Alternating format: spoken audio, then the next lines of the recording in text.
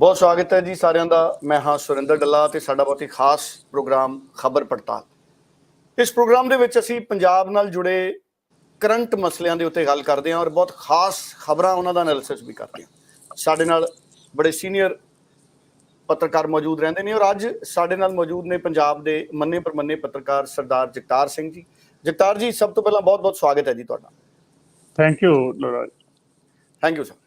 ਜਗਤਾਰ ਜੀ, ਕਈ ਨਵੀਂ ਤਰ੍ਹਾਂ ਦੀਆਂ ਚੁਣੌਤੀਆਂ ਪੰਜਾਬ ਦੇ ਸਾਹਮਣੇ ਆ ਕੇ ਖੜੀਆਂ ਨੇ।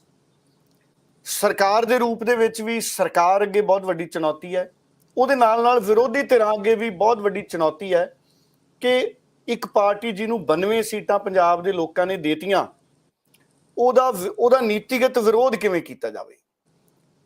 ਵਿਰੋਧ ਪੋਲੀਟੀਕਲ ਹੋਣਾ ਡੈਮੋਕ੍ਰੇਸੀ 'ਚ ਸੁਭਾਵਿਕ ਹੈ, ਵਿਰੋਧ ਹੋ ਵੀ ਰਿਹਾ।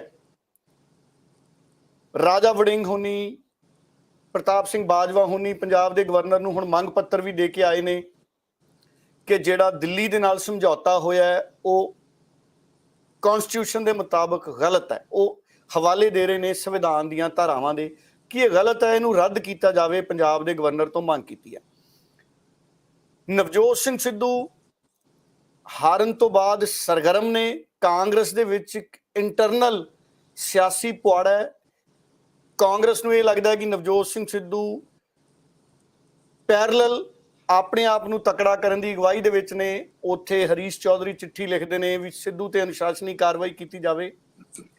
ਕਾਂਗਰਸ ਦੇ ਵਿੱਚ ਵੀ ਜਿਹੜੀ ਇਸ ਵਕਤ 18 ਸੀਟਾਂ ਨਾਲ ਵਿਰੋਧੀ ਧਿਰ 'ਚ ਹੈ, ਕਾਂਗਰਸ ਦੇ ਵਿੱਚ ਵੀ ਯੂਨਿਟੀ ਨਹੀਂ ਦਿਖਦੀ ਸਰਕਾਰ ਦੇ ਨੀਤੀਗਤ ਵਿਰੋਧ ਦੀ। ਬੀਜੇਪੀ ਹਾਲੇ ਤੱਕ ਬਹੁਤ ਵੱਡੀ ਭੂਮਿਕਾ 'ਚ ਨਜ਼ਰ ਨਹੀਂ ਆਈ ਕਿ ਸਰਕਾਰ ਨੂੰ ਨੀਤੀਆਂ ਤੇ ਕਿਵੇਂ ਘੇਰਿਆ ਜਾਵੇ। ਹਾਲਾਂਕਿ ਪਟਿਆਲਾ ਮਾਮਲੇ ਤੇ ਉਹਨਾਂ ਨੇ ਵਿਰੋਧ ਕੀਤਾ, ਬਿਜਲੀ ਦੇ ਫੈਸਲੇ ਤੇ ਵੀ ਵਿਰੋਧ ਬੀਜੇਪੀ ਵਾਲੇ ਕਰ ਰਹੇ ਨੇ। ਕਹਿੰਦੇ ਆਉਂਦੇ ਦਿਨਾਂ 'ਚ ਬਿਜਲੀ ਦੇ ਮਾਮਲੇ ਤੇ ਅੰਦੋਲਨ ਵੀ ਛੇੜੇਗੀ ਭਾਰਤੀ ਜਨਤਾ ਪਾਰਟੀ। ਅਕਾਲੀ ਦਲ ਸਿੱਧੇ ਤੌਰ ਤੇ ਬਹੁਤਾ ਜ਼ਿਆਦਾ ਵਿਰੋਧ ਕਰਦਾ ਨਹੀਂ ਦਿਖਦਾ ਆਮ ਆਦਮੀ ਪਾਰਟੀ ਦੀ ਸਰਕਾਰ ਦਾ, ਪਰ ਉਹ ਭਗਵੰਤ ਮਾਨ ਨੂੰ ਕਿਸੇ ਨਾ ਕਿਸੇ ਬਹਾਨੇ ਨਿਸ਼ਾਨੇ ਤੇ ਲੈਂਦੇ ਨੇ। ਮੂਲ ਰੂਪ 'ਚ ਅਕਾਲੀ ਦਲ ਦੀ ਮੰਗ ਬੰਦੀ ਸਿੰਘਾਂ ਦੀ ਰਿਹਾਈ ਵਾਲੇ ਪਾਸੇ ਜ਼ਿਆਦਾ ਦਿਖ ਰਹੀ ਹੈ ਪਿਛਲੇ ਦਿਨਾਂ 'ਚ ਅਕਾਲੀ ਦਲ ਦੀ ਜੋ ਸਰਗਰਮੀ ਰਹੀ ਹੈ। ਸੋ ਮੈਂ ਇੱਕ ਇੱਕ ਕਰਕੇ ਆਊਂਗਾ। ਸਭ ਤੋਂ ਪਹਿਲਾਂ ਤਾਂ ਹੁਣ ਜਦੋਂ 92 ਸੀਟਾਂ ਨਾਲ ਪੰਜਾਬ 'ਚ ਭਗਵੰਤ ਮਾਨ ਦੀ ਸਰਕਾਰ ਬਣੀ ਹੈ ਔਰ ਜਿਸ ਤਰ੍ਹਾਂ ਨਾਲ ਸ਼ੁਰੂਆਤੀ 1 ਮਹੀਨਾ ਸਵਾ ਮਹੀਨਾ ਭਗਵੰਤ ਮਾਨ ਦੀ ਸਰਕਾਰ ਨੂੰ ਹੋ ਗਿਆ, ਇਸ ਸਵਾ ਮਹੀਨੇ ਦੇ ਕਾਰਜਕਾਲ ਦੇ ਵਿੱਚ ਤੁਸੀਂ ਗੁੰਜਾਇਸ਼ ਦੇਖਦੇ ਹੋ ਕਿ ਨੀਤੀਗਤ ਵਿਰੋਧ ਦੀ ਗੁੰਜਾਇਸ਼ ਹੈ ਜਾਂ ਹਜੇ ਹੋਰ ਸਮਾਂ ਦਿੱਤਾ ਜਾਣਾ ਚਾਹੀਦਾ ਹੈ ਜਿਵੇਂ ਆਮ ਆਦਮੀ ਪਾਰਟੀ ਦੇ ਲੀਡਰ ਮੰਗ ਰਹੇ ਨੇ? ਮੇਰੇ ਖਿਆਲ ਦੇ ਵਿੱਚ ਜਦੋਂ ਕੋਈ ਵੀ ਨਵੀਂ ਸਰਕਾਰ ਬਣਦੀ ਹੈ ਤੇ ਅਸੀਂ ਤਾਂ ਜਦੋਂ ਤੁਹਾਡਾ ਸੋਸ਼ਲ ਮੀਡੀਆ ਨਹੀਂ ਸੀ ਆਇਆ, ਸਾਡੇ ਪ੍ਰਿੰਟ ਮੀਡੀਆ ਦੇ ਜ਼ਮਾਨੇ ਦੇ ਵਿੱਚ ਅਸੀਂ ਘੱਟੋ ਘੱਟ 1 ਸਾਲ ਦਿਆ ਕਰਦੇ ਸੀਗੇ ਵੀ 1 ਸਾਲ ਕੰਮ ਦੇਖੋ ਇਹਨਾਂ ਦਾ ਕੀ ਕਰਦੇ ਆ। ਤੇ ਹੁਣ ਮੈਂ ਪਰਸਨਲੀ ਫੀਲ ਕਰਦਾ ਹਾਂ ਕਿ 6 ਮਹੀਨੇ ਨਵੀਂ ਸਰਕਾਰ ਨੂੰ ਦੇਣੇ ਬਣਦੇ ਹੈ। ਔਰ ਇਹ ਜਿਹੜੀ ਆਪ ਦੀ ਸਰਕਾਰ ਆਈ ਹੈ ਇਹ ਤਾਂ ਸੱਜਣ ਬਿਲਕੁਲ ਹੀ ਨਵੇਂ ਹੈ। ਅੱਗੇ ਤਾਂ ਸੀ ਕਿ ਇੱਕ ਪਾਰਟੀ ਪਾਵਰ ਆਉਂਦੀ ਸੀ, ਦੂਜੀ ਚਲੀ ਜਾਂਦੀ ਸੀ, ਦੂਜੀ ਆ ਜਾਂਦੀ ਸੀ, ਜਿਨ੍ਹਾਂ ਨੂੰ ਤਜਰਬਾ ਸੀ। ਹੁਣ ਉਹ ਲੋਕ ਆਏ ਹੈ ਜਿਨ੍ਹਾਂ ਵਿੱਚੋਂ ਬਹੁਤਿਆਂ ਨੂੰ ਹਜੇ ਇਸ ਕਾਰ ਵਿਹਾਰ ਦਾ ਕੋਈ ਬਹੁਤਾ ਪਤਾ ਨਹੀਂ। ਸਿੱਖਦਿਆਂ ਵੀ ਟਾਈਮ ਲੱਗਦਾ ਹੈ, ਇਸ਼ੂ ਸਮਝਣ ਦੇ ਵਿੱਚ ਟਾਈਮ ਲੱਗਦਾ ਹੈ। ਇਲੈਕਸ਼ਨ ਤੋਂ ਪਹਿਲਾਂ ਪ੍ਰਚਾਰ ਕਰਨਾ ਹੋਰ ਗੱਲ ਹੁੰਦੀ ਹੈ, ਸਰਕਾਰ ਵਿੱਚ ਆ ਕੇ ਸਰਕਾਰ ਚਲਾਉਣਾ ਹੋਰ ਗੱਲ ਹੁੰਦੀ ਹੈ। ਜਿਹੜੀ ਰਿਐਲਿਟੀ ਹੈ ਸਰਕਾਰ ਦੇ ਅੰਦਰ ਦੀ, ਉਹ ਪਾਵਰ ਦੇ ਵਿੱਚ ਆਉਣ ਤੋਂ ਬਾਅਦ ਹੀ ਪਤਾ ਲੱਗਦੀ ਹੈ। ਸੋ ਮੇਰੇ ਖਿਆਲ ਦੇ ਵਿੱਚ ਹਾਲੇ ਇਹਨਾਂ ਨੂੰ ਟਾਈਮ ਦੇਣਾ ਚਾਹੀਦਾ ਹੈ। ਤੇ ਸ਼ੁਰੂਆਤ ਜੇ ਆਪਾਂ ਦੇਖੀਏ ਇਹਨਾਂ ਦੇ ਕੰਮਾਂ-ਕਾਰਾਂ ਦੀ, ਆਪਣੇ ਉਹ ਹੌਲੀ ਹੌਲੀ ਜਿਹੜੇ ਉਹਨਾਂ ਨੇ ਲੋਕਾਂ ਨਾਲ ਵਾਅਦੇ ਕੀਤੇ ਸੀ ਪੂਰੇ ਕਰਨ ਲੱਗੇ ਹੋਏ ਆ। ਬਿਜਲੀ ਦਾ ਵਾਅਦਾ ਜਿਸ ਤਰ੍ਹਾਂ ਵੀ ਹੋਇਆ, ਚੰਗਾ ਮਾੜਾ ਉਹਨਾਂ ਨੇ ਪੂਰਾ ਕੀਤਾ ਹੈ ਤੇ ਆਪੋਜੀਸ਼ਨ ਨੂੰ ਮੌਕਾ ਵੀ ਦਿੱਤਾ ਉਹਨਾਂ ਨੇ ਅਟੈਕ ਕਰਨ ਦਾ ਨਾਲ ਉਹਦੇ ਵਿੱਚ। ਸੋ ਇਸ ਤਰ੍ਹਾਂ ਹੀ ਸਟੈਪ ਬਾਈ ਸਟੈਪ ਇਹ ਸਰਕਾਰ ਅੱਗੇ ਵਧਣ ਦੀ ਕੋਸ਼ਿਸ਼ ਕਰ ਰਹੀ ਹੈ। ਤੇ ਮੇਰੇ ਖਿਆਲ ਦੇ ਵਿੱਚ ਹੁਣ ਤੱਕ ਕੋਈ ਨੈਗੇਟਿਵ ਗੱਲ ਅਜੇ ਬਹੁਤੀ ਇਹਨਾਂ ਨੇ ਗੁੰਜਾਇਸ਼ ਦਿੱਤੀ ਨਹੀਂ। ਜੀ ਬਿਲਕੁਲ। ਸੋ ਠੀਕ ਹੈ, ਜਿਵੇਂ ਤੁਸੀਂ ਗੱਲ ਕਹੀ ਕਿ ਬਿਜਲੀ ਦੇ ਮੁੱਦੇ ਤੇ ਜ਼ਰੂਰ ਓਪੋਜੀਸ਼ਨ ਕੋਲੇ ਵੀ ਇੱਕ ਮੌਕਾ ਹੈ ਕਿ ਉਹ ਕਹਿ ਰਹੇ ਨੇ ਕਿ ਸਾਰਿਆਂ ਨੂੰ ਬਿਜਲੀ ਮੁਫਤ ਹੋਣੀ ਚਾਹੀਦੀ ਸੀ। ਉਹ ਇੱਕ ਡਿਬੇਟ ਦਾ ਇਸ਼ੂ ਹੈ। ਸਰਕਾਰ ਕਹਿ ਰਹੀ ਹੈ ਕਿ ਅਸੀਂ ਜੁਲਾਈ ਤੋਂ ਬਿਜਲੀ ਮੁਫਤ ਦੇਵਾਂਗੇ। ਜਿਹੜਾ ਜਿਹੜਾ ਇਹ ਅੱਜ ਗਵਰਨਰ ਨੂੰ ਵੀ ਮੈਮੋਰੈਂਡਮ ਦਿੱਤਾ ਗਿਆ ਹੈ ਔਰ ਇਹ ਗੱਲ ਕੀਤੀ ਜਾ ਰਹੀ ਹੈ ਕਿ ਜਿਹੜਾ ਦਿੱਲੀ ਦੀ ਸਰਕਾਰ ਨਾਲ ਸਮਝੌਤਾ ਕੀਤਾ ਹੈ ਇਹਦੇ ਨਾਲ ਪੰਜਾਬ ਦੇ ਹਿੱਤ ਵੇਚੇ ਗਏ ਨੇ, ਇਸ ਤਰੀਕੇ ਦੇ ਜਿਹੜੇ ਇਲਜ਼ਾਮ ਲੱਗ ਰਹੇ ਨੇ ਅੱਜ ਦੇ ਸਮੇਂ ਦੇ ਵਿੱਚ, ਜਦੋਂ ਸਰਕਾਰਾਂ ਬਹੁਤ ਸਾਰੇ MOU ਕਰਦੀਆਂ ਨੇ, ਸਰਕਾਰਾਂ ਸਮੇਂ-ਸਮੇਂ ਤੇ ਪ੍ਰਾਈਵੇਟ ਕੰਪਨੀਆਂ ਨਾਲ ਵੀ MOU ਕਰਦੀਆਂ ਨੇ, ਯੂਨੀਵਰਸਿਟੀਆਂ ਦੇ MOU ਹੁੰਦੇ ਨੇ, ਐਗਰੀਕਲਚਰ ਯੂਨੀਵਰਸਿਟੀ ਦੇ ਕਈ ਦੂਜੇ ਮੁਲਕਾਂ ਦੇ ਵਿੱਚ MOU ਨੇ, ਖੇਤੀਬਾੜੀ ਨੂੰ ਲੈ ਕੇ ਹੈ, ਬਿਜਲੀ ਦੇ ਖੇਤਰਾਂ ਦੇ ਵਿੱਚ ਵੀ ਹੋਏ ਨੇ। ਇਹ ਜਿਹੜਾ ਦਿੱਲੀ ਦੇ ਨਾਲ MOU ਸਾਈਨ ਹੋਇਆ ਹੈ, ਕੀ ਇਹ ਦੋ ਰਾਜਨੀਤਿਕ ਹਸਤੀਆਂ ਸੀ ਇੱਕੋ ਪਾਰਟੀ ਦੀਆਂ, ਅਰਵਿੰਦ ਕੇਜਰੀਵਾਲ ਤੇ ਭਗਵੰਤ ਮਾਨ, ਕਿ ਵਿਰੋਧ ਸਿਰਫ ਇਸੇ ਕਰਕੇ ਹੈ ਜਾਂ ਇਸ ਕਰਕੇ ਹੈ ਵੀ ਹੋਰ ਕੋਈ ਮੁੱਦਾ ਨਹੀਂ ਵਿਰੋਧ ਦਾ ਤੇ ਅਸੀਂ ਇਸ ਮੁੱਦੇ ਨੂੰ ਆਧਾਰ ਬਣਾਈਏ ਤੇ ਇਹਨੂੰ ਖੜਾ ਕਰੀਏ ਕਿ ਪੰਜਾਬ ਦੇ ਹਿੱਤ ਵੇਚੇ ਗਏ ਨੇ? ਤੁਸੀਂ ਦੇਖਦੇ ਕਿਵੇਂ ਹੋ, ਕਿਉਂਕਿ ਤੁਹਾਡੇ ਕੋਲੇ ਬਹੁਤ ਤਜਰਬਾ, ਬੜੀਆਂ ਸਰਕਾਰਾਂ ਤੁਸੀਂ ਦੇਖੀਆਂ ਸੂਬੇ ਦੀਆਂ। ਮੈਂ ਦੋ ਐਸਪੈਕਟ ਹੈ, ਇੱਕ ਤਾਂ ਹੁੰਦਾ ਇਹਦਾ ਕਨਸਟੀਟਿਊਸ਼ਨਲ ਜਿਹੜੀ ਗੱਲ ਅੱਜ ਮੈਮੋਰੈਂਡਮ ਦੇ ਵਿੱਚ ਇਹਨਾਂ ਨੇ ਕੀਤੀ ਹੈ ਕਿ ਇਹ ਗੈਰ ਸੰਵਿਧਾਨਿਕ ਹੈ। ਦੂਸਰਾ ਹੁੰਦਾ ਹੈ ਪਰਸੈਪਸ਼ਨ ਕੀ ਹੈ ਆਮ ਲੋਕਾਂ ਦੀ। ਆਮ ਲੋਕਾਂ ਦੀ ਪਰਸੈਪਸ਼ਨ ਇਹ ਹੈ ਕਿ ਇਹਨਾਂ ਨੇ ਆਪਣੀ ਸਰਕਾਰ ਦਿੱਲੀ ਵਾਲਿਆਂ ਦੇ ਹਵਾਲੇ ਕਰਤੀ। ਇਹ ਮੇਰੇ ਖਿਆਲ ਦੇ ਵਿੱਚ ਕਨਸਟੀਟਿਊਸ਼ਨਲ ਐਸਪੈਕਟ ਨਾਲੋਂ ਜ਼ਿਆਦਾ ਖਤਰਨਾਕ ਗੱਲ ਹੈ। ਹੁਣ MOU ਕੀ ਹੁੰਦਾ ਹੈ? MOU ਇਕਰਾਰਨਾਮਾ, ਜਿਹਨੂੰ ਤੁਸੀਂ ਪੰਜਾਬੀ 'ਚ ਕਹਿ ਸਕਦੇ ਹੋ, ਇਕਰਾਰਨਾਮਾ ਹੁੰਦਾ ਹੈ MOU। ਸਿੰਪਲ, ਇੱਕ ਬੜਾ ਸਾਦਾ ਜਿਹਾ ਲੱਗਦਾ ਇਹਦੇ ਵਾਸਤੇ ਜੀ। ਉਹਦੇ ਵਿੱਚ ਇਹ ਨਹੀਂ ਹੁੰਦਾ ਕਿ ਅਸੀਂ ਆਪਣੀਆਂ ਫਾਈਲਾਂ ਕਿਸੇ ਹੋਰ ਨੂੰ ਭੇਜਾਂਗੇ। ਜੋ ਇੰਡਸਟਰੀ ਨਾਲ ਹੁੰਦਾ ਉਹ ਕਹਿੰਦੇ ਵੀ ਅਸੀਂ ਆਪਣੀ ਇੰਡਸਟਰੀ ਲਾਉਣੀ ਹੈ ਤੇ ਤੁਸੀਂ ਸਾਨੂੰ ਕੀ ਦਿਓਗੇ। ਜਾਂ ਕਿਸੇ ਯੂਨੀਵਰਸਿਟੀ ਨਾਲ ਹੁੰਦਾ ਹੈ ਤੇ ਉਹ ਆਪਣਾ ਪ੍ਰੋਗਰਾਮ ਲੈ ਕੇ ਆਉਂਦੇ ਹੈ, ਤੁਹਾਡੇ ਨਾਲ ਉਹਦਾ ਐਕਸਚੇਂਜ ਕਰਦੇ ਹੈ। ਸਰਕਾਰ ਦਾ ਇੱਕ ਦਾਇਰਾ ਹੁੰਦਾ ਹੈ ਆਪਣਾ, ਤੇ ਉਹਦੇ ਵਿੱਚ ਇੱਕ ਜਿਹੜਾ ਕਨਸਟੀਟਿਊਸ਼ਨਲ ਐਸਪੈਕਟ ਹੈ ਉਹ ਸੀਕ੍ਰੇਸੀ ਦਾ ਵੀ ਹੈ। ਕਨਸਟੀਟਿਊਸ਼ਨਲ ਸੀਕ੍ਰੇਸੀ ਕਿ ਉਹ ਗੱਲ ਬਾਹਰ ਕਰਨੀ ਹੈ ਜਾਂ ਨਹੀਂ ਕਰਨੀ। ਮੈਂ ਉਹ ਡਿਟੇਲ ਦੇ ਵਿੱਚ ਇਹਨਾਂ ਦਾ MOU ਪੜ੍ਹਿਆ ਹੈ ਤੇ ਮੈਨੂੰ ਲੱਗਿਆ ਹੈ ਕਿ ਜਿਸ ਢੰਗ ਨਾਲ ਇਹ MOU ਕੀਤਾ ਗਿਆ ਹੈ ਉਹਦੇ ਵਿੱਚ ਇਹਨਾਂ ਦੀ ਹਰ ਫਾਈਲ ਕੰਸਰਨ ਡਿਪਾਰਟਮੈਂਟਸ ਦੀ ਦਿੱਲੀ ਮੰਗਾਈ ਜਾ ਸਕਦੀ ਹੈ। ਇਹੋ ਜਿਹਾ MOU ਮੇਰੇ ਖਿਆਲ ਦੇ ਵਿੱਚ ਪਹਿਲਾਂ ਨਹੀਂ ਹੋਇਆ। ਇੱਕ ਗੱਲ ਲਗਾਤਾਰ ਆ ਰਹੀ ਸੀ ਸਰਕਾਰ ਬਣਨ ਤੋਂ ਬਾਅਦ ਕਿ ਫਾਈਲਾਂ ਦਿੱਲੀ ਜਾ ਰਹੀਆਂ ਤੇ ਇਹਨਾਂ ਦਾ ਬਜਟ ਵੀ ਦਿੱਲੀ ਹੀ ਬਣ ਰਿਹਾ ਹੈ। ਤੇ ਜਿਸ ਦਿਨ ਅਫਸਰ ਬੁਲਾਏ ਗਏ, ਕਿਹਾ ਤਾਂ ਬਾਅਦ ਦੇ ਵਿੱਚ ਇਹ ਗਿਆ ਕਿ ਵੀ ਅਸੀਂ ਸਟੱਡੀ ਕਰਨ ਗਏ, ਲੇਕਿਨ ਉਹ ਕਵਰ ਅਪ ਸੀ ਮੇਰੇ ਖਿਆਲ ਦੇ ਵਿੱਚ। ਕਿਉਂਕਿ ਜਦੋਂ ਇਹ ਖਬਰ ਆ ਗਈ ਕਿ ਫਾਈਲਾਂ ਕੁਝ ਮੰਗਾਈਆਂ ਜਾ ਰਹੀਆਂ ਤੇ ਬਜਟ ਦਿੱਲੀ ਬਣ ਰਿਹਾ, ਫਿਰ ਅਫਸਰ ਵੀ ਨੈਚੁਰਲੀ ਜਾਣਗੇ। ਹੁਣ MOU ਨਾਲ ਉਹ ਸਾਰਾ ਐਸਪੈਕਟ ਕਵਰ ਹੋ ਗਿਆ ਮੇਰੇ ਖਿਆਲ ਦੇ ਵਿੱਚ। ਤੇ ਜੇ ਕੋਈ ਦੂਸਰੀ ਸਰਕਾਰ ਇਸ ਸਰਕਾਰ ਦਾ ਬਜਟ ਓਵਰਸੀ ਕਰੇ, ਮੇਰੇ ਖਿਆਲ ਦੇ ਵਿੱਚ ਉਹ ਕੰਸਟੀਟਿਊਸ਼ਨਲ ਪ੍ਰੋਪਰਟੀ ਦੀ ਵੀ ਆਪਣੇ ਆਪ ਦੇ ਵਿੱਚ ਵਾਇਲੇਸ਼ਨ ਹੈ। ਸੋ MOU ਇਟਸੈਲਫ ਹੋ ਸਕਦਾ ਹੈ, ਲੇਕਿਨ ਸਰਕਾਰਾਂ ਇਹਨਾਂ ਢੰਗਾਂ ਦੇ ਨਾਲ ਗੌਰਮੈਂਟ ਟੂ ਗੌਰਮੈਂਟ MOU ਨਹੀਂ ਹੋਇਆ ਕਰਦੇ। ਆਪਣੇ ਬੜੇ ਡੈਲੀਗੇਸ਼ਨ ਇਜ਼ਰਾਈਲ ਜਾਂਦੇ ਹੈ, ਆ ਕੇ ਭਾਵੇਂ ਕੁਝ ਨਹੀਂ ਕਰਦੇ, ਉਹ ਸਟੱਡੀ ਕਰਨ ਜਾਂਦੇ ਹੈ। IAS ਅਫਸਰ ਛੁੱਟੀ ਤੇ ਜਾਂਦੇ ਆ, ਬਾਹਰ ਕੋਰਸ ਕਰਕੇ ਆਉਂਦੇ, ਭਾਵੇਂ ਆਉਂਦਿਆਂ ਦੀ ਉਹਦੀ ਕਿਤੇ ਅਪਾਰਟਮੈਂਟ ਕਿਤੇ ਹੋਰ ਹੋ ਜਾਂਦੀ ਪੋਸਟਿੰਗ। ਇਹ ਚੱਲਦਾ ਰਹਿੰਦਾ ਹੈ।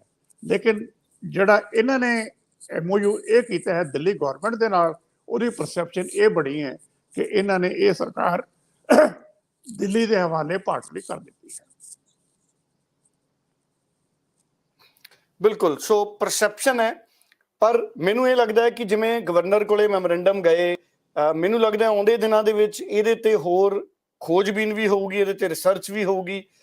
ਮੈਨੂੰ ਇਹ ਵੀ ਲੱਗਦਾ ਕਿ ਇਹਦੇ ਤੇ ਸੰਵਿਧਾਨਿਕ ਜਿਹੜੀਆਂ ਸਾਡੀਆਂ ਤਾਕਤਾਂ ਨੇ, ਖਾਸ ਤੌਰ ਤੇ ਗਵਰਨਰੀ ਤਾਕਤ ਹੈ, ਉਹ ਵੀ ਐਗਜ਼ਾਮਿਨ ਕਰੂਗੀ। ਮੈਨੂੰ ਲੱਗਦਾ ਆਉਂਦੇ ਦਿਨਾਂ 'ਚ ਇਹਦੇ ਤੇ ਹੋਰ ਵੱਡੀ ਬਹਿਸ ਹੋਊਗੀ, ਇਹਦੇ ਤੇ ਵੱਡੀ ਡਿਬੇਟ ਹੋਊਗੀ। ਮੇਰੇ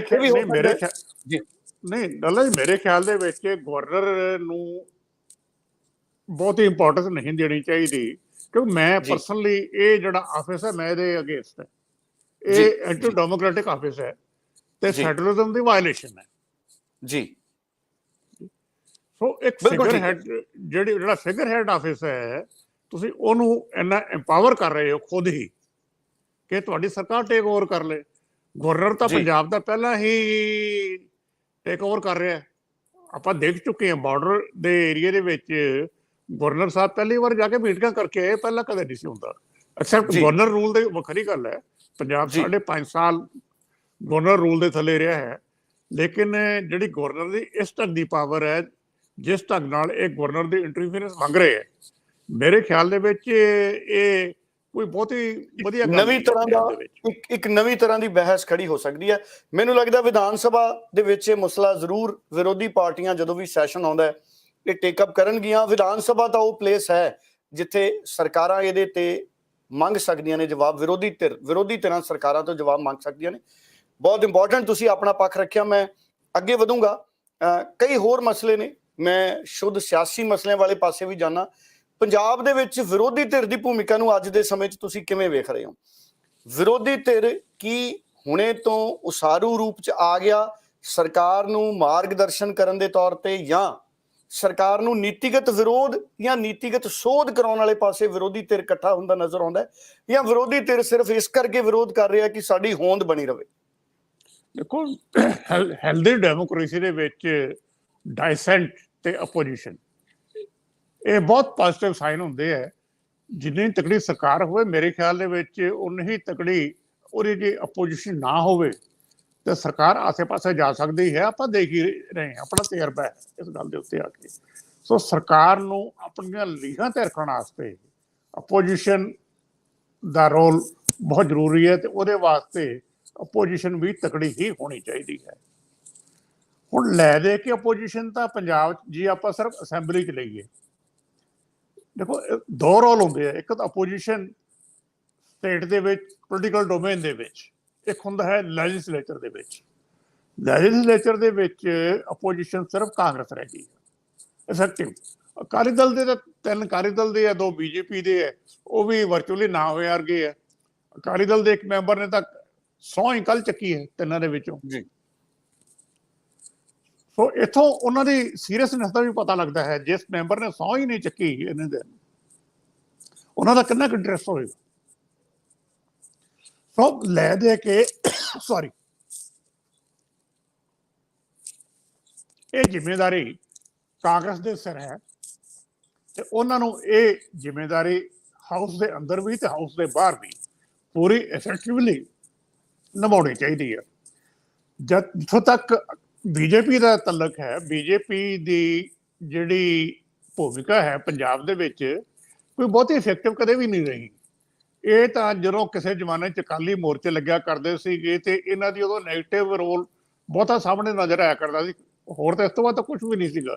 ਜੇ ਆਪਾਂ ਦੇਖੀਏ ਕਿ ਪੋਜ਼ਿਟਿਵ ਇਹਨਾਂ ਦਾ ਰੋਲ ਕੀ ਹੈ, ਕਿ ਬਹੁਤਾ ਨਹੀਂ ਹੈ, ਕਿਉਂਕਿ 97 ਆਨਵਰਡਸ ਇਹ ਅਕਾਲੀ ਦਲ ਦੇ ਨਾਲ ਹੀ ਰਹੇ ਹੈ, ਜਦ ਕਿ ਪਹਿਲਾਂ ਵਿਰੋਧਤਾ ਕਰਦੇ ਰਹੇ। ਸੋ ਇਹਨਾਂ ਦਾ ਰੋਲ ਤਾਂ ਬਹੁਤਾ ਨਹੀਂ ਹੈ। ਅਕਾਲੀ ਦਲ ਦੀ ਹੈ। ਪੰਜਾਬ ਦੇ ਵਿੱਚ ਕੋਈ ਵਿਰੋਧੀ ਪਾਰਟੀ ਤਕੜੀ ਹੁੰਦੀ ਸੀ ਕਿਸੇ ਵੇਲੇ ਤਾਂ ਅਕਾਲੀ ਦਲ ਹੀ ਹੋਇਆ ਕਰਦਾ ਸੀਗਾ, ਲੇਕਿਨ ਅਕਾਲੀ ਦਲ ਹੌਲੀ ਹੌਲੀ ਆਪਣੇ ਆਪ ਨੂੰ ਖਤਮ ਕਰ ਚੁੱਕਾ ਹੈ। ਜਿਹੜੀ ਇਹ ਲੀਡਰਸ਼ਿਪ ਹੈ ਅਕਾਲੀ ਦਲ ਦੀ, ਇਹ ਲੋਕਾਂ ਨੇ ਰਿਜੈਕਟ ਕੀਤੀ ਹੋਈ ਹੈ। ਸੋ ਜਿਹੜੀ ਲੀਡਰਸ਼ਿਪ ਇਹ ਰਿਜੈਕਟ ਹੋ ਗਈ ਹੋਵੇ ਲੋਕਾਂ ਦੇ ਵਿੱਚ, ਤੇ ਉਹ ਮੇਰੇ ਖਿਆਲ 'ਚ ਕੋਈ ਬਹੁਤਾ ਵਧੀਆ ਰੋਲ ਪਲੇ ਨਹੀਂ ਕਰ ਸਕਦੀ। ਸੋ ਇਹ ਪਾਰਟੀ ਦਾ, ਇਹਨਾਂ ਦਾ ਆਪਣਾ ਅੰਦਰੂਨੀ ਮਸਲਾ ਹੈ ਕਿ ਇਹਨਾਂ ਨੇ ਆਪਣੀ ਪਾਰਟੀ ਨੂੰ ਨਵੇਂ ਢੰਗ ਨਾਲ ਕਿਵੇਂ ਰੀਆਰਗੇਨਾਈਜ਼ ਕਰਨਾ ਹੈ। ਜਦ ਤੱਕ ਇਹ ਨਹੀਂ ਹੁੰਦਾ ਤੇ ਉਦੋਂ ਤੱਕ ਕੋਈ ਬਹੁਤਾ ਵਧੀਆ ਰੋਲ ਇਹ ਪਲੇ ਨਹੀਂ ਕਰ ਸਕਦੇ। ਬਿਲਕੁਲ ਠੀਕ ਹੈ। ਕਾਂਗਰਸ ਦੀ ਭੂਮਿਕਾ ਨੂੰ ਕਿਵੇਂ ਵੇਖ ਰਹੇ ਹੋ? ਕਾਂਗਰਸ ਦੋ ਤਰ੍ਹਾਂ ਦੀ ਭੂਮਿਕਾ 'ਚ ਮੈਨੂੰ ਕਾਂਗਰਸ ਨਜ਼ਰ ਆਉਂਦੀ ਹੈ। ਇੱਕ ਤਾਂ 18 ਵਿਧਾਇਕ ਨੇ ਕਾਂਗਰਸ ਦੇ ਓਪੋਜੀਸ਼ਨ 'ਚ, ਤੇ ਇੱਕ ਕਾਂਗਰਸ ਪਾਰਟੀ, ਕਿਉਂਕਿ ਕਾਂਗਰਸ 'ਚ ਹਮੇਸ਼ਾ ਵੱਖਰੀ ਸੁਰ ਦੇ ਲੀਡਰ ਸਾਨੂੰ ਨਜ਼ਰ ਆਏ ਨੇ, ਪਿਛਲੇ ਸਮਿਆਂ 'ਚ ਵੀ ਦੇਖਿਆ ਸੀ। ਕਾਂਗਰਸ ਕਦੀ ਵੀ ਸੰਗਠਿਤ ਹੋ ਕੇ ਵਿਰੋਧੀ ਧਿਰ ਦੀ ਭੂਮਿਕਾ 'ਚ ਤਾਂ ਨਜ਼ਰ ਨਹੀਂ ਆਈ। ਭਾਵੇਂ ਜਦੋਂ ਅਕਾਲੀ ਦਲ ਦੀ ਸਰਕਾਰ ਸੀ ਉਸ ਵੇਲੇ ਵੀ ਕੈਪਟਨ ਅਮਰਿੰਦਰ ਦਾ ਧੜਾ ਤੇ ਪ੍ਰਤਾਪ ਸਿੰਘ ਬਾਜਵੇ ਦਾ ਧੜਾ ਇਸੇ ਤਰ੍ਹਾਂ ਚੱਲਦਾ ਰਿਹਾ ਪੰਜਾਬ ਦੇ ਵਿੱਚ, ਅਸੀਂ ਸਾਰਿਆਂ ਨੇ ਦੇਖਿਆ। ਹੁਣ ਵੀ ਲਗਭਗ ਸਥਿਤੀਆਂ ਉਸੇ ਤਰ੍ਹਾਂ ਦੀਆਂ ਨੇ। ਇੱਕ ਪਾਸੇ ਕਾਂਗਰਸ ਦੀ ਦੂਜੀ ਲੀਡਰਸ਼ਿਪ ਹੈ ਤੇ ਇੱਕ ਪਾਸੇ ਨਵਜੋਤ ਸਿੰਘ ਸਿੱਧੂ ਹੈ। ਹੁਣ ਤੁਸੀਂ ਇਹ ਦੋਨਾਂ ਧਿਰਾਂ ਦੇ ਵਿਰੋਧ ਦੇ ਵਿੱਚ ਕੋਈ ਉਸਾਰੂ ਵਿਰੋਧ ਹੈ ਜਾਂ ਦੋਨਾਂ ਦੀ ਆਪਣੀ ਹਿੱਤਾਂ ਦੀ ਲੜਾਈ ਹੈ? ਮੈਨੂੰ ਤਾਂ ਇਹ ਨਹੀਂ ਸਮਝ ਆਉਂਦੀ ਕਿ ਇਹਨਾਂ ਦੇ ਆਪਣੇ ਹਿੱਤ ਹੁਣ ਹੈ ਕੀ ਜੀ। ਅਪੋਜੀਸ਼ਨ ਦੇ ਵਿੱਚ ਆ ਗਏ, ਹੱਥ ਪੱਲੇ ਕੁਛ ਨਹੀਂ, ਮੈਂ ਲਫ਼ਜ਼ ਸਖਤ ਵਰਤ ਰਿਹਾ ਥੋੜਾ ਜਿਹਾ, ਤੇ ਆਪਣੇ ਹਿੱਤ ਇਹਨਾਂ ਦੇ ਕਿਹੜੀ ਗੱਲ ਦੇ ਰਹਿ ਗਏ? ਜੇ ਪਾਰਟੀ ਹੀ ਖਤਮ ਕਰ ਲਈ ਤੇ ਇਹਨਾਂ ਦੇ ਪਰਸਨਲ ਹਿੱਤ ਕਿੱਥੋਂ ਬਚਣਗੇ? ਜਿਵੇਂ ਅਕਾਲੀ ਦਲ ਦਾ ਹੋਇਆ, ਲੋਕਾਂ ਨੇ ਰਿਜੈਕਟ ਕਰਤੇ। ਕਾਂਗਰਸ ਦਾ ਹਾਲ ਵੀ ਇਹੀ ਹੈ। ਹਿੱਤ ਤਾਂ ਹੋਣਗੇ ਜੇ ਪਾਰਟੀ ਸਰਵਾਈਵ ਕਰੇਗੀ। ਜੇ ਪਾਰਟੀ ਸਰਵਾਈਵ ਨਹੀਂ ਕਰਦੀ ਤਾਂ ਕਿਸੇ ਦੇ ਹਿੱਤ ਇਹਦੇ 'ਚ ਸਰਵਾਈਵ ਨਹੀਂ ਕਰਨਗੇ। ਔਰ ਕਾਂਗਰਸ ਬੜੀ ਕਮਾਲ ਦੀ ਪਾਰਟੀ ਹੈ ਕਿ ਇਹਨਾਂ ਨੇ ਲੈਸਨ ਲਰਨ ਕਰਨ ਤੋਂ ਬਿਲਕੁਲ ਹੀ ਮੇਰੇ ਖਿਆਲ 'ਚ ਨਾ ਕਰਤੀ ਹੈ। ਇਲੈਕਸ਼ਨ ਤੋਂ ਪਹਿਲਾਂ ਵੀ ਇਹਨਾਂ ਦਾ ਇਹੀ ਹਾਲ ਸੀ, ਇਲੈਕਸ਼ਨ ਤੋਂ ਬਾਅਦ ਵੀ ਇਹੀ ਹਾਲ ਹੈ। ਤੇ ਹੌਲੀ ਹੌਲੀ ਇਹ ਆਪਣੇ ਆਪ ਨੂੰ ਪੂਰੀ ਤਰ੍ਹਾਂ ਮੈਨੂੰ ਲੱਗਦਾ ਖਾਤਮੇ ਵਾਲੇ ਪਾਸੇ ਤੁਰ ਰਹੇ ਹੈ। ਜੇ ਇਹਨਾਂ ਦਾ ਕੇਂਦਰੀ ਜਿਹੜੀ ਲੀਡਰਸ਼ਿਪ ਹੈ ਜੋ ਇਫੈਕਟਿਵਲੀ ਇੰਟਰਵੀਨ ਨਹੀਂ ਕਰਦੀ ਤੇ ਮੇਰੇ ਖਿਆਲ 'ਚ ਇਹਨਾਂ ਦਾ ਆਪਣੀ ਫੰਕਸ਼ਨਿੰਗ ਕਾਂਗਰਸ ਦੀ ਬੜੀ ਮੁਸ਼ਕਲ ਹੋ ਜਾਣੀ ਹੈ, ਜਦਕਿ ਜ਼ਿੰਮੇਵਾਰੀ ਮੇਨ ਇਹਨੇ ਤੇ ਹੈ। ਮੈਂ ਇਹ ਫੀਲ ਕਰਦਾ ਕਾਂਗਰਸ ਬਾਰੇ ਅਲਟੀਮੇਟਲੀ ਕਿ ਇਹਨਾਂ ਨੂੰ ਇਕੱਠੇ ਹੋ ਕੇ ਇੱਕ ਰੀਜਨਲ ਪਾਰਟੀ ਦੇ ਤੌਰ ਤੇ ਪੰਜਾਬ ਦੇ ਵਿੱਚ ਵਿਚਰਨਾ ਚਾਹੀਦਾ ਹੈ।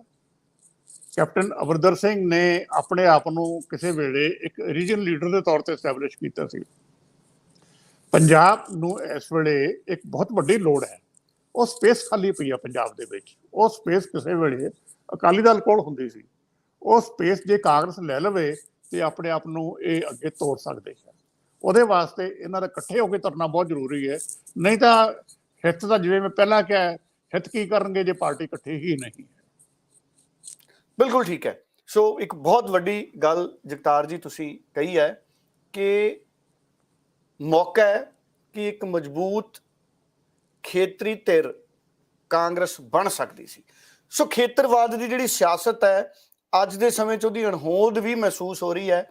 ਅਕਾਲੀ ਦਲ ਕੁਝ ਕੁ ਮੰਗਾਂ ਦੇ ਉੱਤੇ ਪਿਛਲੇ ਦਿਨਾਂ ਦੇ ਵਿੱਚ ਨਜ਼ਰ ਆ ਰਿਹਾ ਹੈ। ਸਿੱਖ ਬੰਦੀਆਂ ਦੀ ਰਿਹਾਈ ਵਰਗੇ 2-3 ਮੁੱਦੇ ਨੇ ਜਿਨ੍ਹਾਂ ਤੇ ਅਕਾਲੀ ਦਲ ਦਾ ਧਿਆਨ ਕੇਂਦਰਿਤ ਹੈ ਪਿਛਲੇ ਕੁਝ ਸਮਿਆਂ ਤੋਂ, ਜੋ ਮੈਂ ਮਹਿਸੂਸ ਕਰ ਰਿਹਾ। ਹੁਣ ਵੀ ਕੋਰ ਕਮੇਟੀ ਦੀ ਬੈਠਕ ਹੋਈ ਹੈ ਤੇ ਮੂਲ ਰੂਪ ਦੇ ਵਿੱਚ ਭਾਰਤ ਸਰਕਾਰ ਤੋਂ ਮੰਗ ਇਸੇ ਰੂਪ 'ਚ ਨਿਕਲੀ ਹੈ ਕਿ ਬੰਦੀ ਸਿੰਘਾਂ ਦੀ ਰਿਹਾਈ ਕੀਤੀ ਜਾਵੇ। ਠੀਕ ਹੈ, ਕਿਸਾਨੀ ਦੇ ਹੱਕ 'ਚ ਵੀ ਉਹਨਾਂ ਨੇ ਹਾਂ ਦਾ ਨਾਰਾ ਮਾਰਿਆ। ਮੈਂ ਇੱਕ ਵਾਰੀ ਫਿਰ ਕਾਂਗਰਸ ਦੀ ਸਿਆਸਤ ਵੱਲ ਨੂੰ ਮੁੜੂੰਗਾ। ਕਾਂਗਰਸ ਨੇ ਜਿਸ ਤਰੀਕੇ ਨਾਲ ਬੜੀ ਤੇਜ਼ੀ ਦਿਖਾਈ, ਆਮ ਤੌਰ ਤੇ ਵਿਧਾਨ ਸਭਾ ਚੋਣਾਂ ਹਾਰਨ ਤੋਂ ਬਾਅਦ ਕਾਂਗਰਸ ਪਾਰਟੀ ਛੇਤੀ ਸੰਗਠਨ ਦਾ ਬਦਲਾਅ ਨਹੀਂ ਕਰਦੀ। ਇਸ ਵਾਰ ਉਹ ਬਦਲਾਅ ਕੀਤਾ ਗਿਆ। ਕਿਤੇ ਨਾ ਕਿਤੇ ਇੱਕ ਦਬਾਅ ਵੀ ਸੀ ਕਾਂਗਰਸ ਤੇ, ਕਿਉਂਕਿ ਹਿਮਾਚਲ ਦੀਆਂ ਚੋਣਾਂ ਵੀ ਨੇ, ਗੁਜਰਾਤ ਦੀਆਂ ਚੋਣਾਂ ਵੀ ਨੇ, ਔਰ ਇਹ ਵੀ ਦਬਾਅ ਸੀ ਕਾਂਗਰਸ ਤੇ ਕਿ ਅਸੀਂ ਹਮੇਸ਼ਾ ਲੀਡਰਸ਼ਿਪ ਨੂੰ ਐਲਾਨ ਕਰਨ 'ਚ ਬਹੁਤ ਦੇਰ ਲਾ ਦਿੰਦੇ ਹਾਂ, ਉਹਦਾ ਨੁਕਸਾਨ ਹੁੰਦਾ ਹੈ। ਇਸ ਵਾਰ ਉਹਨਾਂ ਨੇ ਹਾਰਨ ਤੋਂ ਬਾਅਦ ਬਹੁਤ ਜਲਦ ਨਵਾਂ ਪ੍ਰਧਾਨ ਰਾਜਾ ਵੜਿੰਗ ਲਾਇਆ। ਇਸ ਫੈਸਲੇ ਨੂੰ ਤੁਸੀਂ ਕਿਵੇਂ ਵੇਖਦੇ ਹੋ? ਜਿਹੜਾ ਕਾਂਗਰਸ ਨੇ ਸੰਗਠਨ ਦੀ ਤਬਦੀਲੀ ਕੀਤੀ ਹੈ, ਕਾਂਗਰਸ ਪਾਰਟੀ ਦੀ ਇਸ ਸੰਗਠਨ ਦੀ ਤਬਦੀਲੀ ਪਿੱਛੇ ਦੀ ਜਿਹੜੀ ਸੋਚ ਹੈ, ਤੁਸੀਂ ਉਹਨੂੰ ਕਿਵੇਂ ਵੇਖਦੇ ਹੋ? ਦੇਖੋ, ਜਿਨ੍ਹਾਂ ਦੀ ਲੀਡਰਸ਼ਿਪ ਦੇ ਵਿੱਚ ਪਾਰਟੀ ਹਾਰੀ, ਉਹਨੂੰ ਤਾਂ ਆਪਣੇ ਆਪ ਹੀ ਰਿਜ਼ਾਈਨ ਕਰ ਲੈਣਾ ਚਾਹੀਦਾ ਸਟੇਟ ਦੇ ਵਿੱਚ। ਵੈਸੇ ਤਾਂ ਸੈਂਟਰ ਦੇ ਵਿੱਚ ਵੀ ਹੋਣਾ ਚਾਹੀਦਾ ਕਿ ਗਾਂਧੀ ਪਰਿਵਾਰ ਦੀ ਲੀਡਰਸ਼ਿਪ ਦੇ ਵਿੱਚ ਕਾਂਗਰਸ ਲਗਾਤਾਰ ਥੱਲੇ ਜਾ ਰਹੀ ਹੈ ਤੇ ਉਹਨਾਂ ਨੂੰ ਕਿਸੇ ਹੋਰ ਨੂੰ ਸਪੇਸ ਦੇ ਦੇਣੀ ਚਾਹੀਦੀ ਹੈ। ਇਸ ਤਰ੍ਹਾਂ ਹੀ ਸਟੇਟ ਦੇ ਵਿੱਚ ਜਿਹੜੀ ਲੀਡਰਸ਼ਿਪ ਇਲੈਕਸ਼ਨ ਨਹੀਂ ਜਿਤਾ ਸਕਦੀ, ਉਹਨੂੰ ਆਪਣੇ ਆਪ ਹੀ ਪਾਸੇ ਹੋ ਜਾਣਾ ਚਾਹੀਦਾ ਸੀਗਾ। ਉਸ ਕੰਟੈਕਸਟ ਦੇ ਵਿੱਚ ਮੇਰੇ ਖਿਆਲ ਦੇ ਵਿੱਚ ਰਾਜਾ ਵੜਿੰਗ ਦੀ ਅਪਾਇੰਟਮੈਂਟ ਇੱਕ ਪੋਜ਼ਿਟਿਵ ਸਟੈਪ ਹੈ। ਜੇ ਪਾਰਟੀ ਨੇ ਅੱਗੇ ਵਧਣਾ ਹੈ, ਪਿਛਲੀਆਂ ਜਿੰਨੀਆਂ ਲਾਇਬਿਲਿਟੀਜ਼ ਹੈਗੀਆਂ ਉਹਨਾਂ ਨੂੰ ਪਾਸੇ ਕਰਕੇ ਅਗਾਂਹ ਚੱਲਣਾ ਚਾਹੀਦਾ ਤੇ ਨਵੀਆਂ ਲੀਗਾਂ ਪਾਉਣੀਆਂ ਚਾਹੀਦੀਆਂ, ਤਾਂ ਹੀ ਪਾਰਟੀ ਅੱਗੇ ਵੱਧ ਸਕਦੀ ਹੈ। ਬਾਕੀ ਜੇ ਸਿਗਨਲ ਪੋਜ਼ਿਟਿਵ ਦੇਣਾ ਹੈ ਕਿ ਕਾਂਗਰਸ ਹਜੇ ਵੀ ਇਫੈਕਟਿਵ ਹੈ, ਖਾਸ ਕਰਕੇ ਹਿਮਾਚਲ ਜਿਹੜੀ ਗੱਲ ਤੁਸੀਂ ਗੱਲ ਕੀਤੀ ਹੈ ਤੇ ਗੁਜਰਾਤ ਦੇ ਇਲੈਕਸ਼ਨ ਕਰਕੇ, ਉਹਨਾਂ ਦੋ ਸਟੇਟ ਦੇ ਇਲੈਕਸ਼ਨ ਦੇ ਵਾਸਤੇ ਇਹ ਬਹੁਤ ਜ਼ਰੂਰੀ ਸੀ ਕਿ ਇੱਕ ਤਕੜਾ ਸਿਗਨਲ ਦਿੱਤਾ ਜਾਂਦਾ ਕਿ ਲੀਡਰਸ਼ਿਪ ਕਾਂਗਰਸ ਦੀ ਹੁਣ ਸਟਰੋਂਗਲੀ ਇਹੋ ਜਿਹੀ ਸਿਚੁਏਸ਼ਨ ਨਾਲ ਡੀਲ ਕਰੇਗੀ ਤੇ ਇਨਡਿਸਪਲਿਨ ਬਿਲਕੁਲ ਹੀ ਟੋਲਰੇਟ ਨਹੀਂ ਕੀਤਾ ਜਾਏਗਾ ਤੇ ਪਾਰਟੀ ਨੂੰ ਅੱਗੇ ਵਧਾਇਆ ਜਾਏਗਾ। ਉਸ ਕੰਟੈਕਸਟ ਦੇ ਵਿੱਚ ਮੇਰੇ ਖਿਆਲ 'ਚ ਇਹ ਪੋਜ਼ਿਟਿਵ ਸਟੈਪ ਹੈ। ਬਿਲਕੁਲ। ਸੋ ਬਹੁਤ ਹੀ ਸਾਫ਼ ਸਪਸ਼ਟ ਸ਼ਬਦਾਂ ਦੇ ਵਿੱਚ ਤੁਸੀਂ ਆਪਣੀ ਗੱਲ ਰੱਖ ਰਹੇ ਹੋ। ਪਿਛਲੇ ਦਿਨਾਂ 'ਚ 2 ਘਟਨਾਵਾਂ ਵੱਡੀਆਂ ਹੋਈਆਂ। ਸੁਨੀਲ ਜਾਖੜ ਹੋਣਾ ਦੀ ਘਟਨਾ ਕਾਂਗਰਸ ਬਹੁਤ ਵੱਡੀ ਰਹੀ। ਹੁਣ ਨਵਜੋਤ ਸਿੰਘ ਸਿੱਧੂ ਹੋਣਾ ਦੇ ਬਾਰੇ ਵੀ ਚਿੱਠੀ ਲਿਖੀ ਗਈ ਹੈ। ਇਹਨਾਂ ਦੋਹਾਂ ਲੀਡਰਾਂ ਦੇ ਪ੍ਰਤੀ ਕਾਂਗਰਸ ਦੇ ਪੰਜਾਬ ਦੇ ਲੀਡਰਾਂ ਦੀ ਸਰਗਰਮੀ ਤੇ ਹਾਈ ਕਮਾਂਡ ਨੂੰ ਚਿੱਠੀ ਲਿਖਣਾ, ਸੁਨੀਲ ਜਾਖੜ ਹੋਣਾ ਦੀ ਸਕਰੀਨਿੰਗ ਕਮੇਟੀ ਦੇ ਜ਼ਰੀਏ, ਅਨੁਸ਼ਾਸਨੀ ਕਮੇਟੀ ਦੇ ਜ਼ਰੀਏ ਉਹਨਾਂ ਦੇ ਰੋਲ ਦੀ ਉੱਥੇ ਜਾਂਚ ਪੜਤਾਲ ਹੋਣੀ ਤੇ ਹੁਣ ਨਵਜੋਤ ਸਿੰਘ ਸਿੱਧੂ ਵੀ ਉਸੇ ਸਕੈਨਰ 'ਚ ਨੇ। ਇਹ ਦੋਵੇਂ ਲੀਡਰਾਂ ਦੇ ਪ੍ਰਤੀ ਕਾਂਗਰਸ ਦੇ ਲੀਡਰਾਂ ਦਾ ਰਵੱਈਆ ਜਾਂ ਇਹਨਾਂ ਦੀ ਜਿਹੜੀ ਡਿਸਪਲਿਨ ਕਮੇਟੀ ਦੇ ਵਿੱਚ ਇਹਨਾਂ ਦੇ ਮਾਮਲੇ ਜਾਣੇ, ਇਹਨਾਂ ਦੇ ਨਿਤਾਰੇ ਦਾ ਕੀ ਅਸਰ ਦੇਖਦੇ ਹੋ? ਇਹ ਕਿਸੇ ਵੀ ਸੁਨੀਲ ਜਾਖੜ ਦਾ ਤਾਂ ਮਾਮਲਾ ਨਿਤਾਰਤਾ ਕਾਂਗਰਸ ਨੇ, ਨਵਜੋਤ ਸਿੰਘ ਸਿੱਧੂ ਦਾ ਪੈਂਡਿੰਗ ਹੈ। ਇਹ ਦੋਵੇਂ ਲੀਡਰਾਂ ਦੇ ਉੱਪਰ ਜਿਹੜਾ ਇਹ ਨਿਤਾਰਾ ਹੋ ਰਿਹਾ, ਇਹਦਾ ਅਸਰ ਕਿਸ ਰੂਪ 'ਚ ਮਹਿਸੂਸ ਕਰਦੇ? ਮੈਂ ਕਿਸੇ ਇੰਡੀਵਿਜੂਅਲ ਲੀਡਰ ਦੀ ਫੰਕਸ਼ਨਿੰਗ ਜਾਂ ਉਹਦੀ ਸਿਆਸਤ ਉਹਦੇ ਬਾਰੇ ਮੈਂ ਘੱਟ ਹੀ ਗੱਲ ਕਰਦਾ ਹੁੰਦਾ, ਪਰ ਕਿਉਂਕਿ ਜਿਹੜੀ ਇਹਨਾਂ ਦੀ ਸਿਆਸਤ ਹੈ, ਇਹਨਾਂ ਦਾ ਪਾਰਟੀ ਤੇ ਹੁਣ ਵੀ ਅਸਰ ਪੈ ਰਿਹਾ ਹੈ, ਸੋ ਉਸ ਕੰਟੈਕਸਟ ਦੇ ਵਿੱਚ ਮੇਰਾ ਖਿਆਲ ਹੈ ਇਹ ਨਿਤਾਰਾ ਹੋ ਹੀ ਜਾਣਾ ਚਾਹੀਦਾ ਹੈ ਕਿ ਇਹ ਦੋ ਲੀਡਰ ਐਸੇ ਹੈ ਕਿ ਪਿਛਲੇ 6 ਇਲੈਕਸ਼ਨ ਤੋਂ ਪਿਛਲੇ ਲੈ ਲਓ, ਜਦੋਂ ਚੰਨੀ ਜੀ ਆਏ ਸੀਐਮ ਬਣ ਕੇ, ਉਸ ਤੋਂ ਬਾਅਦ ਜਾਂ ਉਸ ਤੋਂ ਪਹਿਲਾਂ ਵੀ ਕੁਝ ਲੋਕ ਜਦੋਂ ਵੀ ਆਪਣਾ ਮੂੰਹ ਖੋਲਦੇ ਸੀ ਉਹ ਕਾਂਗਰਸ ਦਾ ਹੀ ਨੁਕਸਾਨ ਕਰਦੇ ਸੀ ਇਸ ਪਾਰਟੀ ਦੇ ਵਿੱਚ। ਸੋ ਜਿਹੜੇ ਲੋਕ ਆਪਣੇ ਆਪ ਨੂੰ ਪਾਰਟੀ ਤੋਂ ਉੱਪਰ ਜਾ ਕੇ ਆਪਣੀ ਹੀ ਪਾਰਟੀ ਦਾ ਨੁਕਸਾਨ ਕਰ ਰਹੇ ਹੋਣ ਤਾਂ ਉਹਨਾਂ ਨੂੰ ਕਿੰਨੀ ਕੁ ਦੇਰ ਪਾਰਟੀ ਟੋਲਰੇਟ ਕਰ ਸਕਦੀ ਹੈ? ਇਹ ਤਾਂ ਇਹਨਾਂ ਨੂੰ ਖੁਦ ਹੀ ਸਮਝਣਾ ਚਾਹੀਦਾ ਹੈ। ਦੇਖੋ, ਇਹ ਸਿਆਣੇ ਲੀਡਰ ਮੈਂ ਮੰਨਦਾ, ਦੋਵੇਂ ਕੰਮ ਕਰਨ ਵਾਲੇ ਹੈ, ਦੋਵਾਂ ਦੀ ਪੰਜਾਬ ਬਾਰੇ ਕਮਿਟਮੈਂਟ ਵੀ ਹੈ, ਤੇ ਇਹਨਾਂ ਨੂੰ ਚਾਂਸ ਵੀ ਮਿਲਿਆ ਆਪਣੇ ਆਪ ਨੂੰ ਪ੍ਰੂਵ ਕਰਨ ਦਾ। ਹੁਣ ਜੇ ਉਸ ਤੋਂ ਬਾਅਦ ਵੀ ਜੇ ਇਹ ਉਸੇ ਹੀ ਲਾਈਨ ਤੇ ਚੱਲ ਰਹੇ ਹੈ, ਸੋ ਇਹਨਾਂ ਦੀ ਪਾਰਟੀ ਨੇ ਫੈਸਲਾ ਕਰਨਾ ਵੀ ਕੀ ਕਰਨਾ ਚਾਹੀਦਾ। ਲੇਕਿਨ ਜੇ ਪਾਰਟੀ ਨੇ ਅੱਗੇ ਵਧਣਾ ਹੈ ਤਾਂ ਫਿਰ ਮੇਰੇ ਖਿਆਲ ਦੇ ਵਿੱਚ ਜਿਹੜਾ ਇਸ ਢੰਗ ਦੀ ਇਹ ਡਾਇਸੈਂਟ ਨਹੀਂ ਹੈ, ਇਨਡਿਸਿਪਲਿਨ ਹੈ, ਉਸਨੂੰ ਅੱਗੇ ਉਸਨੂੰ ਕਰਬ ਕੀਤਾ ਜਾਣਾ ਚਾਹੀਦਾ। ਡਾਇਸੈਂਟ ਤੇ ਇਨਡਿਸਿਪਲਿਨ ਦੇ ਵਿੱਚ ਮੇਰੇ ਖਿਆਲ 'ਚ ਕਾਫੀ ਫਰਕ ਹੁੰਦਾ ਹੈ। ਬਿਲਕੁਲ, ਬਹੁਤ ਸਪਸ਼ਟਤਾ ਦੇ ਨਾਲ ਤੁਸੀਂ ਆਪਣੀ ਗੱਲ ਰੱਖੀ ਹੈ। ਖੈਰ, ਇਹ ਜ਼ਰੂਰ ਇਸ ਗੱਲ ਦੇ ਉੱਤੇ ਆਉਂਦੇ ਦਿਨਾਂ 'ਚ ਨਜ਼ਰ ਬਣਾ ਕੇ ਰੱਖਾਂਗੇ ਕਿ ਕਾਂਗਰਸ ਕਿਵੇਂ ਨਿਤਾਰਾ ਕਰਦੀ ਹੈ ਇਹਨਾਂ ਦੋਨਾਂ ਮਾਮਲਿਆਂ ਦਾ। ਹਾਲਾਂਕਿ ਸੁਨੀਲ ਜਾਖੜ ਹੋਣਾ ਨੇ ਤਾਂ ਇਹ ਕਹਿ ਦਿੱਤਾ ਕਿ ਆਉਂਦੇ ਦਿਨਾਂ 'ਚ ਉਹ ਵੀ ਪ੍ਰੈਸ ਕਾਨਫਰੰਸ ਕਰਨਗੇ ਜਦੋਂ ਕਾਂਗਰਸ ਦੀਆਂ ਵੀ ਮੰਥਨ ਬੈਠਕਾਂ ਹੋਣੀਆਂ ਨੇ, ਤੇ ਸੁਨੀਲ ਜਾਖੜ ਹੋਣੀ ਵੀ ਪ੍ਰੈਸ ਕਾਨਫਰੰਸ ਕਰਨਗੇ। ਕੀ ਨਵਜੋਤ ਸਿੰਘ ਸਿੱਧੂ ਨੂੰ ਵੀ ਅਨੁਸ਼ਾਸਨੀ ਕਮੇਟੀ ਆਉਂਦੇ ਦਿਨਾਂ ਦੇ ਵਿੱਚ ਕੋਈ ਚਿੱਠੀ ਭੇਜਦੀ ਹੈ, ਕਾਰਨ ਪੁੱਛਦੀ ਹੈ, ਕਾਰਨ ਦੱਸੋ ਨੋਟਿਸ ਜਾਰੀ ਕਰਦੀ ਹੈ, ਉਹਦੇ ਉੱਪਰ ਵੀ ਧਿਆਨ ਸਾਰਿਆਂ ਦਾ ਬਣਿਆ ਰਹੂਗਾ। ਪਰ ਮੈਂ ਇੱਕ ਗੱਲ ਜਿਹੜੀ ਮੈਂ ਅਸਿਊਮ ਕਰਕੇ ਚੱਲਦਾ ਪੰਜਾਬ ਦੀ ਸਿਆਸਤ 'ਚ, ਕਿ ਸੁਨੀਲ ਜਾਖੜ ਅਗਰ ਪ੍ਰੈਸ ਕਾਨਫਰੰਸ ਕਰਨਗੇ ਤੇ ਕੋਈ ਨਾ ਕੋਈ ਖੁਲਾਸੇ ਕਰਨਗੇ, ਇਹਦਾ ਮਤਲਬ ਹੈ ਕਿ ਸੁਨੀਲ ਜਾਖੜ ਵੀ ਆਪਣੀਆਂ ਭਾਵਨਾਵਾਂ ਦਾ ਪ੍ਰਗਟਾਵਾ ਕਰਨਗੇ। ਔਰ ਨਵਜੋਤ ਸਿੰਘ ਸਿੱਧੂ ਬਾਰੇ ਵੀ ਅਸੀਂ ਮੰਨ ਸਕਦੇ ਹਾਂ ਕਿ ਉਹ ਵੀ ਅਗਰ ਕਾਂਗਰਸ ਦੀ ਹਾਈ ਕਮਾਂਡ ਕੋਈ ਡਿਸਪਲਿਨਰੀ ਐਕਸ਼ਨ ਦੀ ਗੱਲ ਕਰਦੀ ਹੈ ਜਾਂ ਨੋਟਿਸ ਜਾਰੀ ਕਰਦੀ ਹੈ ਤੇ ਉਹ ਵੀ ਆਪਣੀਆਂ ਭਾਵਨਾਵਾਂ ਦਾ ਪ੍ਰਗਟਾਵਾ ਕਰਨਗੇ। ਇਹ ਗੱਲਾਂ ਤਾਂ ਇਹ ਚੱਲਦੀਆਂ ਰਹਿਣੀਆਂ ਨੇ। ਇਸ ਤੋਂ ਇਲਾਵਾ ਮੈਂ ਇਸ ਸਾਰੇ ਨਿਤਾਰੇ ਤੋਂ ਵੱਖਰੇ ਰੂਪ ਦੇ ਵਿੱਚ ਇਹ ਦੋਵੇਂ ਲੀਡਰ, ਭਾਵੇਂ ਸੁਨੀਲ ਜਾਖੜ ਨੇ, ਨਵਜੋਤ ਸਿੰਘ ਸਿੱਧੂ ਨੇ, ਜਾਂ ਮੈਂ ਚਰਨਜੀਤ ਚੰਨੀ ਉਹਨਾਂ ਨੂੰ ਵੀ ਸ਼ਾਮਲ ਕਰ ਲੈਣਾ, ਹਾਲਾਂਕਿ ਚਰਨਜੀਤ ਚੰਨੀ ਬਹੁਤੇ ਸਰਗਰਮ ਦਿਖ ਨਹੀਂ ਰਹੇ, ਜਾਂ ਮੈਂ ਸੁਖਬੀਰ ਬਾਦਲ ਵੀ ਲੈ ਲੈਣਾ। ਸੁਖਬੀਰ ਬਾਦਲ ਅਕਾਲੀ ਦਲ ਦੇ ਪ੍ਰਧਾਨ ਤਾਂ ਹੈਗੇ ਨੇ। ਇਹ 3-4 ਲੀਡਰ ਨੇ ਜਿਹੜੇ, ਜਗਤਾਰ ਜੀ ਤੁਹਾਡਾ ਕਿਉਂਕਿ ਪਿਛਲਾ ਤਜਰਬਾ ਬਹੁਤ ਹੈ, ਤੁਸੀਂ ਇਹਨਾਂ ਸਾਰੇ ਲੀਡਰਾਂ ਨੂੰ, ਨਵਜੋਤ ਸਿੰਘ ਸਿੱਧੂ ਤੋਂ ਇਲਾਵਾ ਬਾਕੀ ਲੀਡਰਾਂ ਨੂੰ ਤੁਸੀਂ ਜ਼ਿੰਦਗੀ 'ਚ ਕਈ ਵਾਰੀ ਜਿੱਤੇ ਹਾਰੇ ਦੇਖਿਆ ਹੋਣਾ। ਸੁਨੀਲ ਜਾਖੜ ਵੀ ਕਈ ਵਾਰੀ ਜਿੱਤੇ ਹਾਰੇ, ਚਰਨਜੀਤ ਚੰਨੀ ਹਾਰੇ, ਇਹਦੀ ਮੈਨੂੰ ਸਪਸ਼ਟ ਜਾਣਕਾਰੀ ਨਹੀਂ ਹੈ, ਪਰ ਤੁਸੀਂ ਜਿੱਤੇ ਤਾਂ ਦੇਖੇ ਆ। ਸੁਖਬੀਰ ਬਾਦਲ ਵੀ ਤੁਸੀਂ ਜਿੱਤੇ ਹਾਰੇ ਦੇਖਿਓ, ਮੈਂ ਵੀ ਦੇਖੇ, ਲੋਕ ਸਭਾ ਦੀ ਸੀਟ ਵੀ ਸੁਖਬੀਰ ਬਾਦਲ ਹਾਰੇ ਸੀ। ਕੀ ਇਹਨਾਂ ਲੋਕਾਂ ਕੋਲੇ ਇੰਨੀ ਤਾਕਤ ਬਚੀ ਹੈ ਕਿ ਆਪਣੇ ਆਪ ਨੂੰ ਪੰਜਾਬ ਦੀ ਸਿਆਸਤ ਦੇ ਵਿੱਚ ਦੁਬਾਰਾ ਉਸ ਮੁਕਾਮ ਤੇ ਲਿਆਉਣ ਜਿੱਥੇ ਇਹ ਮੇਨ ਸਟ੍ਰੀਮ ਸਿਆਸਤ 'ਚ ਨਜ਼ਰ ਆਉਣ? ਸਾਨੂੰ ਮੈਂ ਕਿਸੇ ਗੱਲ ਨੂੰ ਵੀ ਇੰਪੋਸੀਬਿਲਿਟੀ ਨਹੀਂ ਮੰਨਦਾ, ਖਾਸ ਕਰਕੇ ਸੋਸ਼ਲ ਸਾਇੰਸ ਦੇ ਵਿੱਚ। ਲੇਕਿਨ ਲੋਕ ਇਹਨਾਂ ਸਾਰਿਆਂ ਨੂੰ ਇੱਕ ਵਾਰੀ ਡੰਪ ਕਰ ਚੁੱਕੇ ਆ। ਮੈਂ ਰਿਜੈਕਟ ਦੀ ਥਾਂ ਤੇ ਹੁਣ ਡੰਪ ਲਫ਼ਜ਼ ਵਰਤ ਰਹੇ। ਜਿਹੜੇ ਲੀਡਰਸ਼ਿਪ ਡੰਪ ਕਰ ਦਿੱਤੀ ਹੋਵੇ ਲੋਕਾਂ ਨੇ, ਤੇ ਉਹਨਾਂ ਨੂੰ ਸਿੱਖਣ, ਇਹ ਤਾਂ ਪਹਿਲਾਂ ਐਨਾਲਾਈਜ਼ ਕਰਨ ਨਾ ਵੀ ਇਹ ਕਿਉਂ ਸਾਰਾ ਕੁਝ ਵਾਪਰਿਆ।